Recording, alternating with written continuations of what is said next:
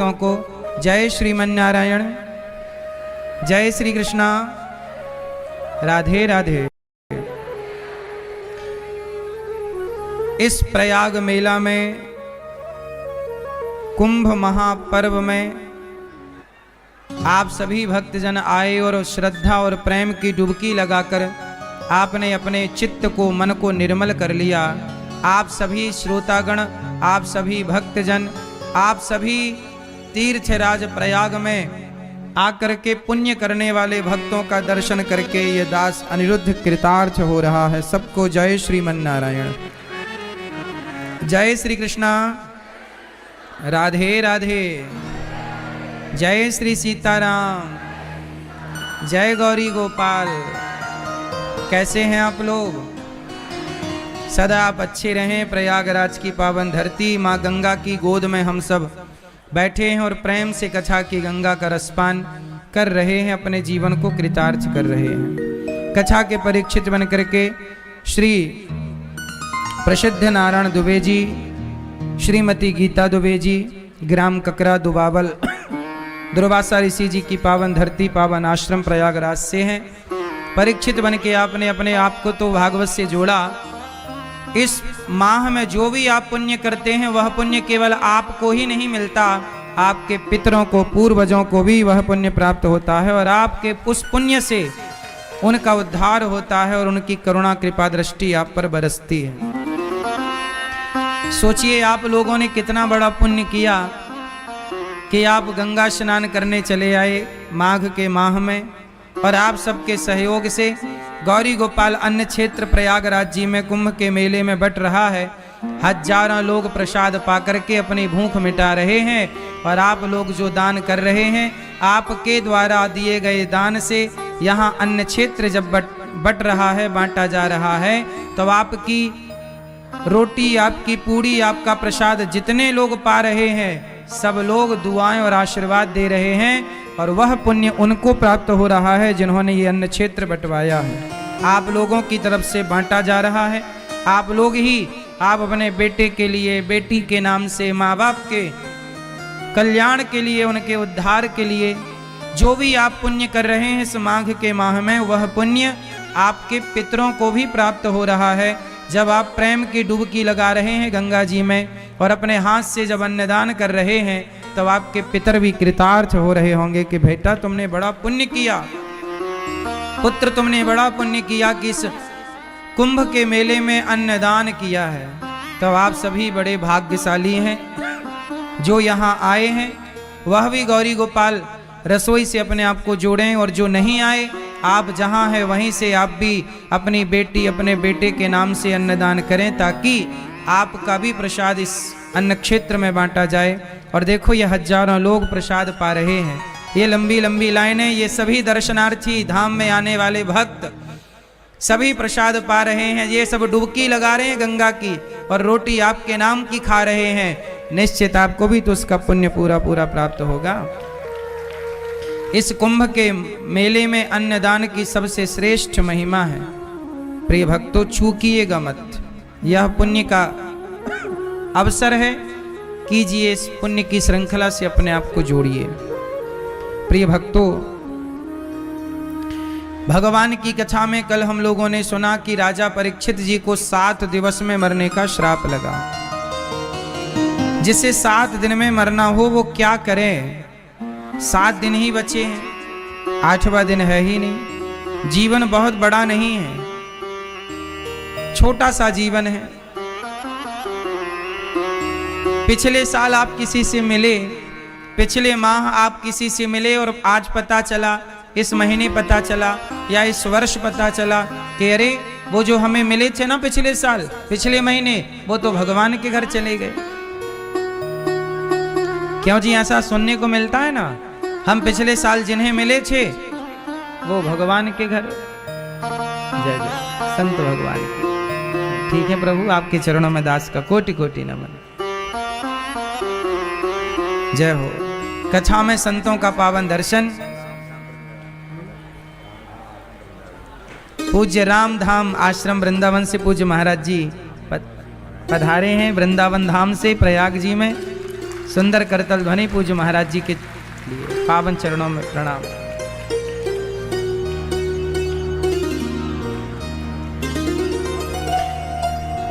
भगवान की पावन कृपा, पावन करुणा, स्वामी जी विराजिए। हम सबको भागवत भी मिल रही है और भागवत जी के साथ साथ संतों का दर्शन भी मिल रहा है। कल हम लोगों ने सुना कि राजा परीक्षित जी को 7 दिन में मरने का श्राप लगा। हम सुनते हैं कि पिछले महीने, पिछले वर्ष हम किसी को मिले, इस वर्ष वो पूरे हो गए। अच्छा एक बात मुझे बताओ, जो आदमी पिछले साल मर गया, जब तक वो जिंदा था तो हाय हाय करता था कि नहीं? मेरा मेरा करता था कि नहीं? नहीं जाता व्यक्ति तब तक पैसा पैसा, परिवार परिवार करता है, और मर जाने के बाद फिर बच्चों का क्या हो रहा है कोई देखने वाला नहीं। उसे क्या पता कि अब क्या चल रहा है। एक भिखारी के बारे में मैंने सुना, एक भिखारी की मृत्यु हुई। कहीं बिहारी जी, वृंदावन में जो बिहारी जी हैं, बिहारी जी के मंदिर के पास एक भिखारी रहा करता था। जब उसकी मृत्यु हुई तो उसका सामान पुलिस वालों ने उठाया। भिखारियों का वहीं हो जाता है सामान, गुदड़ी इत्यादि। तो पुलिस ने जब पैसा उसके सामान को उठाया, जो कि मर ही गया तो सामान का क्या करते, सामान उठाया, पुलिस ने जब्त किया, तो पता लगा कि उस भिखारी के पास लगभग 25 लाख रुपए थे। 25 लाख रुपए उसके बोरिया बिस्तर में थे, और वो उसी के ऊपर बैठकर, उसी के ऊपर लेटकर भीख मांगता रहता था। पैसे के ऊपर बैठकर पैसा मांगता है। 25 लाख रुपए हैं, मर गया, क्या करेगा वो 25 लाख का? अपने जीते जी किसी को भोजन करा दिया होता तो उसे पुण्य मिल जाता। किसी बेटी का ब्याह कर दिया होता तो पुण्य मिल जाता। किसी दीन दुखी की सेवा में लगा दिया होता तो पुण्य मिल जाता। लेकिन बताओ, पैसा रख के मर गया, इससे कोई पुण्य मिला उसे? बोलो मेरी मां, नहीं मिला। और वो सारी जिंदगी पैसा मांगता रहा, सारी जिंदगी पैसा मांगता रहा। मुझे एक बात बताओ कि इतना पैसा, पैसा कमाना बुरा नहीं है। पहले ये तो सोचो कि पैसा कमा किसके लिए रहे हो। पैसा कमाना बुरा नहीं है भाई, खूब पैसा कमाना चाहिए, पर मुझे आप लोग ये बताओ कि पैसा किसके लिए कमा रहे हो? किसके लिए कमा रहे हो?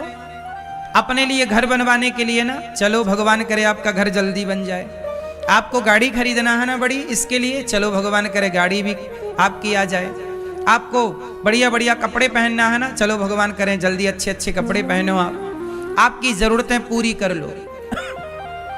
कुछ लोगों का देखो, आपका घर भी बन गया, गाड़ी भी आ गई, आपकी जरूरतें भी पूरी हो गई, फिर भी आप पैसा कमा रहे हैं। कमाइए, पर अब मुझे ये बताइए कि जब सारी जरूरतें पूरी हो गई तो अब जो पैसा कमा रहे हो उसका उद्देश्य क्या है?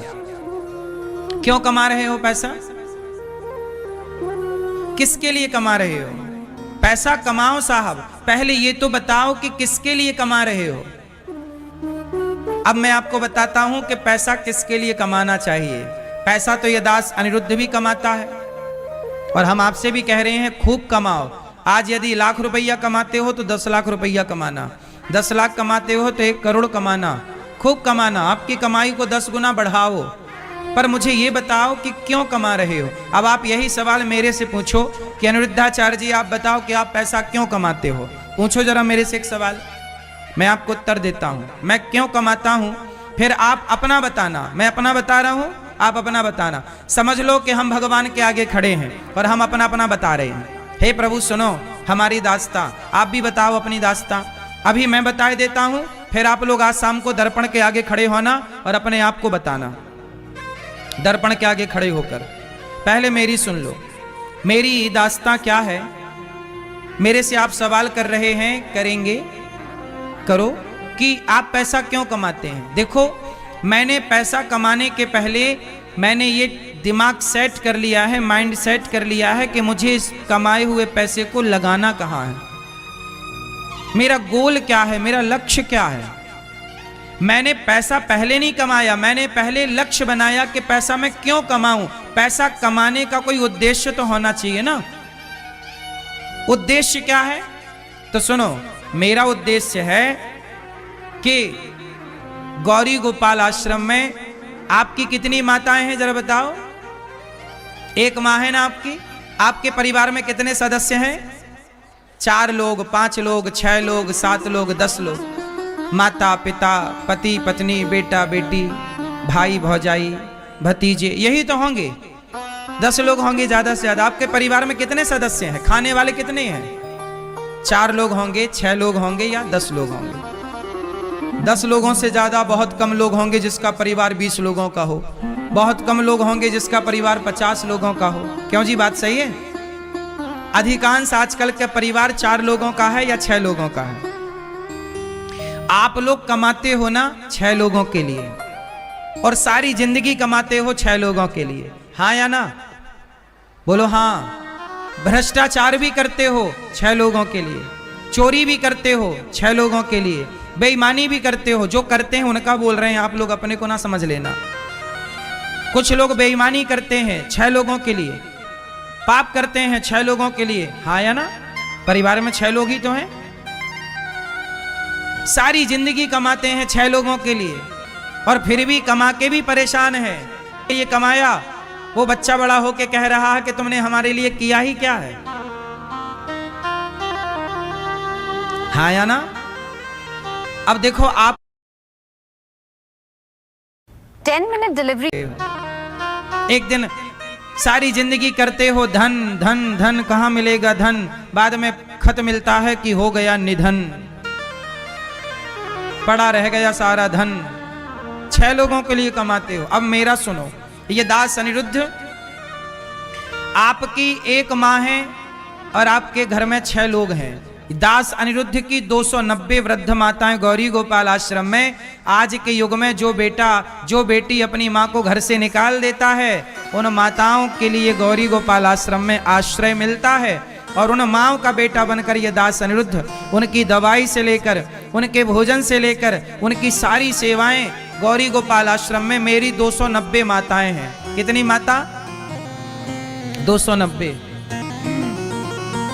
अब बताओ, तुम 6 लोगों के लिए कमाते हो ना, इतना कमाते हो तो मेरी 290 माएँ हैं, और सारी माएँ बूढ़ी हैं। रोज लाखों रुपया दवाई का खर्चा है। 290 माएँ जहां होंगी तो एक एक माँ को भी यदि दवाई की छोटी छोटी भी जरूरत हो गई तो समझ लो कितनी दवाई लगेंगी। तो बता, मुझे कमाना जरूरी है कि नहीं?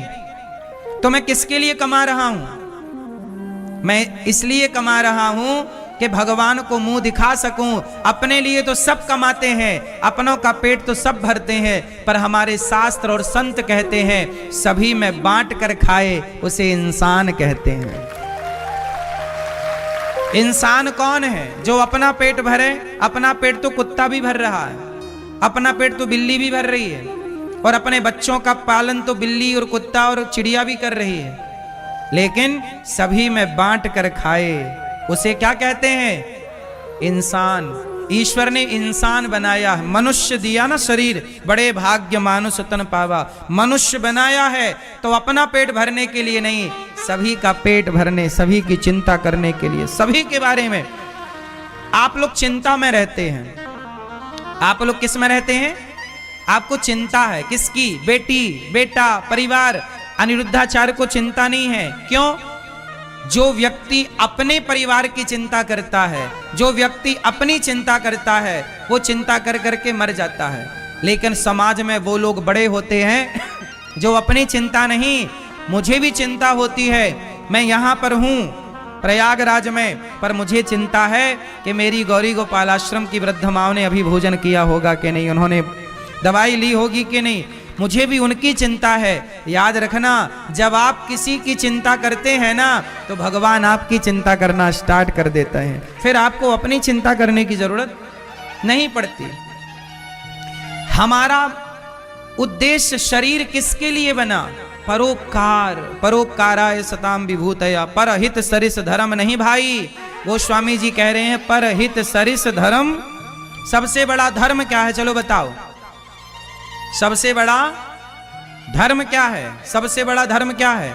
तुलसीदास जी कह रहे हैं परहित, मेरे संग बोलो, परहित सरिस धर्म नहीं भाई।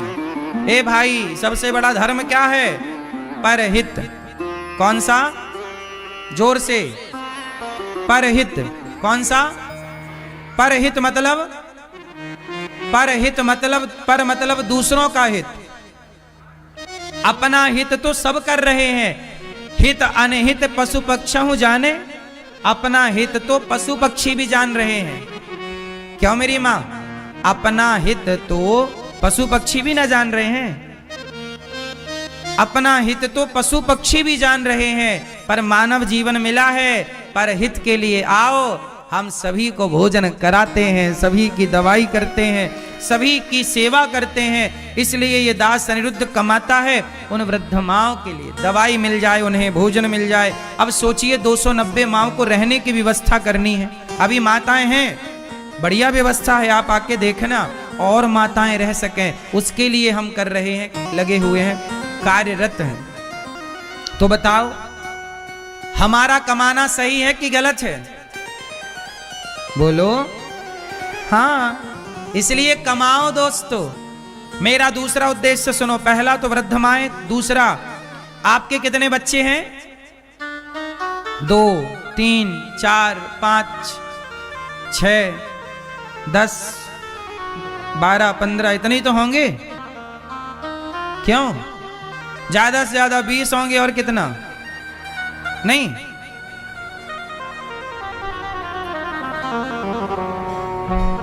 20 बच्चे नहीं है किसी के? अरे भाई, रिकॉर्ड तोड़ो। सोचो, आपके 2, 4 या 6 बच्चे हैं, और आप उन बच्चों के लिए, 2-4 बच्चों के लिए काम करते हो, पढ़ाते लिखाते योग्य बनाते। आपको चिंता कितने बच्चों की है? 2-4 बच्चों की। उन्हें स्कूल भेजना, फीस जमा करना, ड्रेस लेना, कपड़े लेना, उनकी जरूरतें, उनकी इच्छाएं पूरी करना। लेकिन गौरी गोपाल आश्रम में गुरुकुल है, गौरी गोपाल गुरुकुल, वहां 150 बच्चे पढ़ते हैं। उन बच्चों का पढ़ना लिखना, खाना पीना, रहना सब निःशुल्क है। सब ये दास अनिरुद्ध आप लोगों से भिक्षा मांग मांग कर उन बच्चों को पढ़ाता लिखाता है। 150 बच्चे पढ़ रहे हैं गौरी गोपाल गुरुकुल में। उनको भोजन, उनको दूध, उनका कपड़ा। अब बताइए, आप 2 बच्चों के लिए कमाते हैं, ये दास 150 बच्चों के लिए कमा रहा है। बताओ, हमारा कमाना सही है कि गलत है? इसलिए हम काम ज्यादा करते हैं आप लोगों से। ज्यादा पैसा कमाना चाहिए मेरी माँ। बच्चों को कहो बेटा ज्यादा कमाओ, पर पहले ये मुझे बता दो कि कमा किसके लिए रहे हो, किसके लिए कमा रहे हो। बड़ी बात नहीं है साहब अपने बच्चों का पेट भर देना। स्वयं भूखे रहकर किसी को भोजन कराना ये पुण्य है। दूसरे की थाली से रोटी उठाकर अपने बच्चों की थाली में डाल देना ये बड़ी बात नहीं है। लेकिन अपने बच्चों की अपनी थाली की रोटी उठाकर किसी दूसरे की थाली में रख देना ये बड़ी बात है।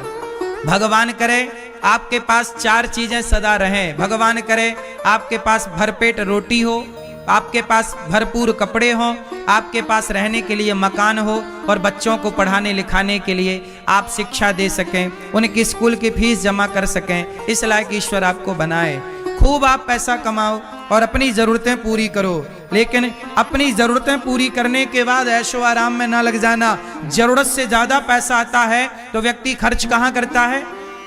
आज देखो ज़रूरत से ज़्यादा पैसा आ गया और समझ नहीं है तो लोग शराब पीने लग जाते हैं। आपने देखा होगा बड़े बड़े शहरों में ना, बड़े बड़े पैसे वालों के लड़के लड़कियां बड़े बड़े क्लबों में जाते हैं, शराब पीते हैं, एक दूसरे के कंधे पे हाथ रख के भांगड़ा और डिस्को करते हैं। हाँ या ना? महंगी महंगी सिगरेट पीते हैं लोग, 20-20 रुपया की सिगरेट धुआं कर देते हैं, हाँ या ना? 500 का गांजा चिलम में भरा और एक सुट्ट मारा, खत्म, धुआं हो गया 500 रुपया। बोलो हाँ।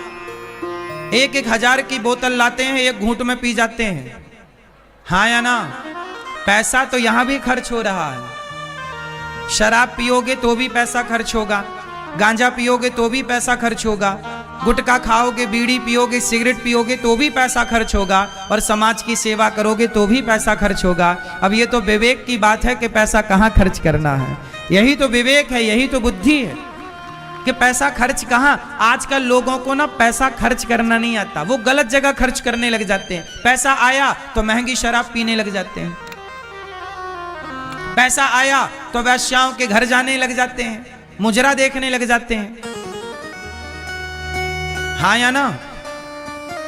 पहले के लोग ना पैसे वाले होते थे, गांव में नाचने वाली नचनियों को बुलाया करते थे, पूरी रात नाचती थी वो, तो पैसे वाले लोग मुंह पे नोट फंसा लेते थे, वो अपने मुंह से निकालती थी, हाँ या ना? पैसा तो यहां भी बर्बाद हो सकता है, इसलिए कोशिश करिए बच्चों को पहले ये बताओ कि बेटा तुम्हें पैसा क्यों कमा। आप लोग कहते हो बेटा पैसा कमाओ, बेटा पैसा कमाओ, नहीं, पहले बच्चों को ये बताओ कि बेटा पैसा क्यों कमाना है। आप लोगों ने बच्चों को क्या सिखाया? बेटा पैसा कमाओ, पैसा कमाओ। अरे पैसा कमाओ, बच्चे पैसा कमा लेंगे, क्या बड़ी बात है। उन्हें ये तो बताओ कि पैसा क्यों कमाना है, उद्देश्य क्या है, लक्ष्य क्या है। क्यों, बात सही है कि गलत है? यदि आपके पास लक्ष्य नहीं है तो पैसा कमाने का, फिर आदमी देखो, पैसा तो आदमी मर्डर करके भी तो पैसा कमा रहा है। 5 लाख रुपया लेता है और मर्डर कर देता है, सुपारी जिसे कहते हैं, मारने की सुपारी भी लोग लेते देते हैं। तो पैसा तो लोग कमा रहे हैं मर्डर करके भी, हाँ या ना? पैसा तो लोग बेईमानी का भी कमा रहे हैं।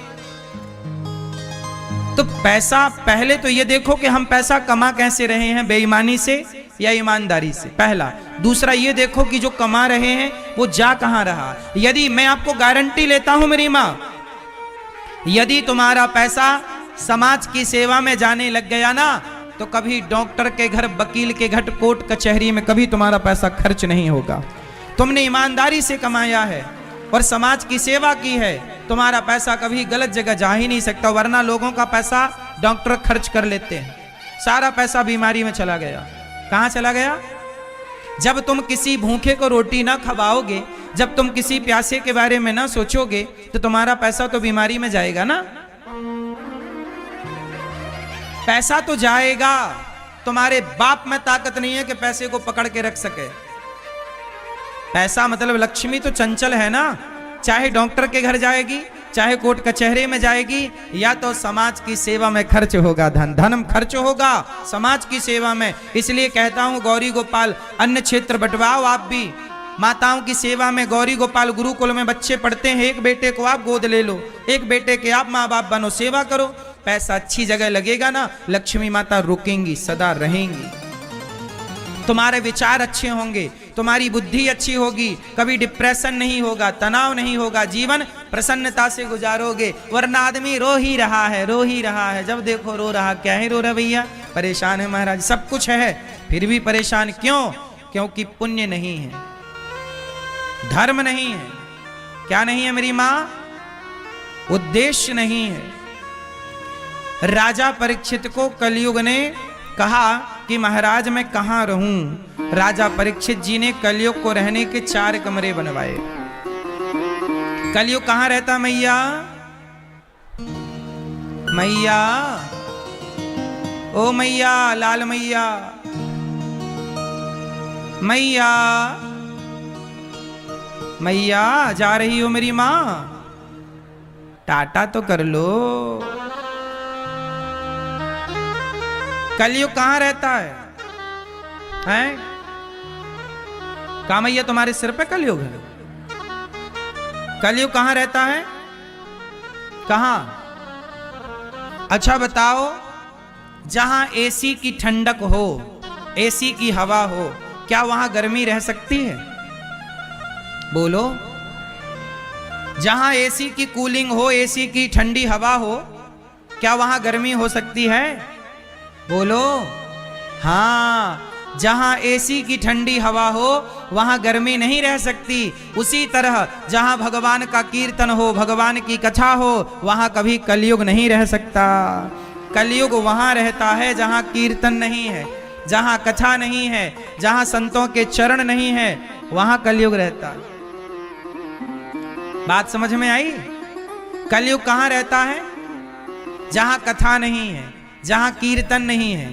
अच्छा बताओ, कथा कीर्तन संतों का दर्शन कहां नहीं है? शराब की दुकान में कोई कथा है? कीर्तन है? संतों का आगमन है?